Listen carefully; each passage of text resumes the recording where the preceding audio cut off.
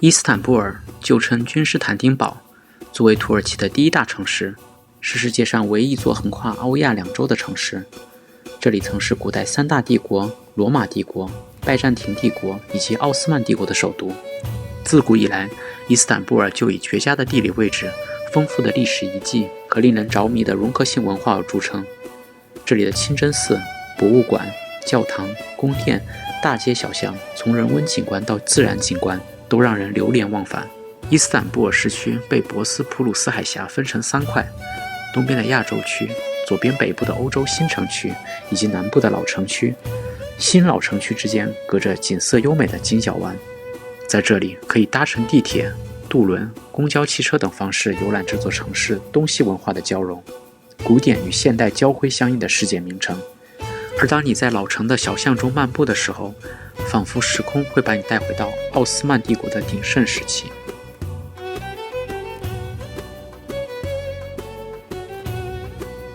探索伊斯坦布尔的旅程应要从最具有象征性的地点开始——蓝色清真寺。它是伊斯坦布尔最大的圆顶建筑，也是一座拥有6座宣礼塔的清真寺。该建筑由奥斯曼土耳其人苏丹艾哈迈德一世于1609年至1616年建成。其建筑上的6个尖塔和数不尽的优美线条圆顶使人瞠目结舌，但其内部是最棒的，因其蓝色砖瓦盖满内部的墙，因此也被称为蓝色清真寺。清真寺平日开放给游客，其中一小段时间用来祷告，所以来的时候一定要事先确定好开放时间。也必须记得，进入伊斯坦布尔的任何一座清真寺之前，一定要脱掉鞋子。圣索菲亚大教堂是拜占庭帝国的主教堂，有近1500年的历史，因其巨大的圆顶而闻名于世，拜占庭帝国极盛时代的纪念碑。教堂坐落在蓝色清真寺的对面，在1453年以前一直是拜占庭帝国的主教堂，此后被土耳其占领，改建成清真寺。这座土耳其著名的历史建筑，它代表了拜占庭文化的典范。大教堂内的马赛克壁画可以让你了解当时的历史，领略拜占庭艺术之美。地下水宫是伊斯坦布尔最不寻常的旅游景点之一，因其建在地下而名声大噪。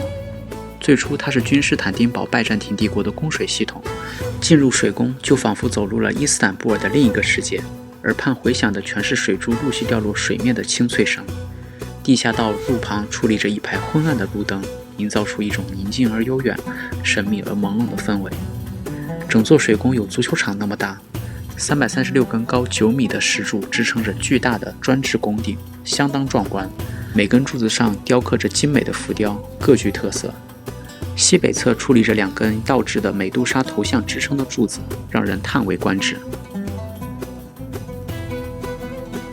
如果正在搜寻纪念品带回家，大巴扎集市便是最好的选择。这里有5000多家商店，不仅是伊斯坦布尔最大的室内集市，也是世界上最大的集市之一。市场内甚至还有喷泉、警察局和2个清真寺。对于慕名而来的游客，购物已经不是目的，因为这里已经成为不可错过的景点。从充满饰品、居家装饰和油画的古老土耳其商家，到奢华的织品和地毯，从刺绣的传统服饰到手绘的陶器，多样化的选择保证让你找到合适的物品，让自己在集市中迷失在颜色、香料的盛宴中和伊斯坦布尔鲜活的氛围中。唯一美中不足的是，这里大多数商品价格有点偏贵，因此购买商品的时候一定要记得和商家砍价。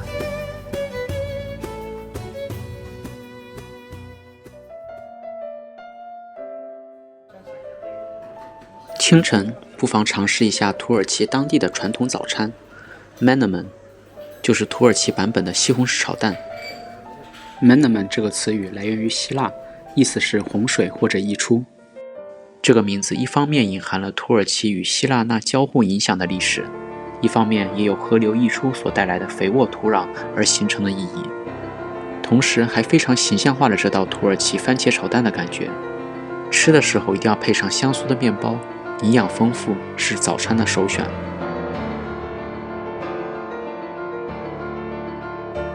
土耳其料理追随着各国五花八门的传承文化，融合了多国特色，与中国菜和法国菜并称为世界3大菜系。土土耳其有着由世界知名的土耳其烤肉所引领，喜欢在料理中添加辛香料，大量使用薄荷、胡椒粉和肉桂。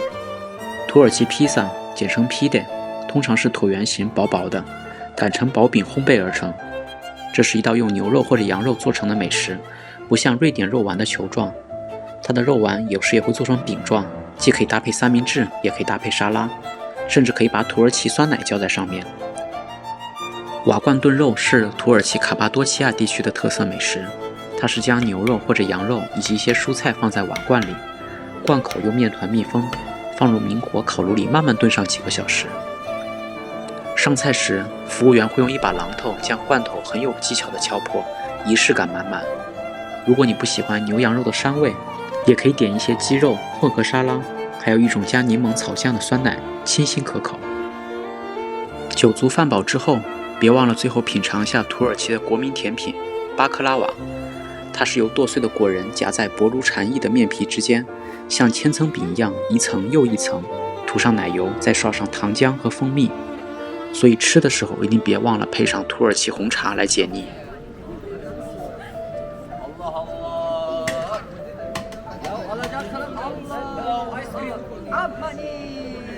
正如前面看到的冰淇淋表演一样，在世界上所有的冰淇淋里，好像只有土耳其冰淇淋才能配得上这一场演出。用一个冰淇淋小勺即可将整桶冰淇淋从冰柜中提起，在空中甩动，粘性十足的土耳其冰淇淋像麦芽糖一般拉出一条长长的冰淇淋瀑布。而这一特色除了能够给冰淇淋带来杂技般的表演之外，同样也会在口感上让它变得与众不同，将它的黏转化到口中，往往能够让冰淇淋变得更加有韧性和嚼劲。土耳其街头也聚集了各式各样的当地小吃，但是作为伊斯坦布尔人气最旺的还是属当地的旗鱼三明治了。做法是用烤过的咸青花鱼配上面包，里面加上少许蔬菜，再撒上盐，挤上柠檬汁。在伊斯坦布尔的码头，到处都是卖旗鱼三明治的小贩，飘散在码头周边的浓厚烤鱼香味，甚至会吸引周围的小猫垂涎欲滴。在初夏的傍晚，在海边享受着海风，吃着香气扑鼻的三明治，看着夕阳下静默，怀念那白驹过隙的人生。